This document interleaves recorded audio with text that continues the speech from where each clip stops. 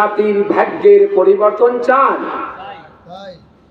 যদি তাই হয় তাহলে 4টি দলের 3টি দল ডাকা হয়েছে, একটি দল ডাকা হয় নাই। সেই দলটির নাম কি? বাংলাদেশ জামাত ইসলামী। এবারে মহান সুযোগে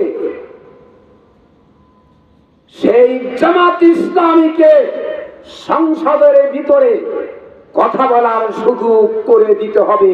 পারবেন না? 72-এর শাসনতন্ত্রের পুনরুদ্ধারের মাধ্যমে জাতির কল্যাণ হবে না। 76-এর শাসনতন্ত্র দিয়ে জাতির কল্যাণ হবে না।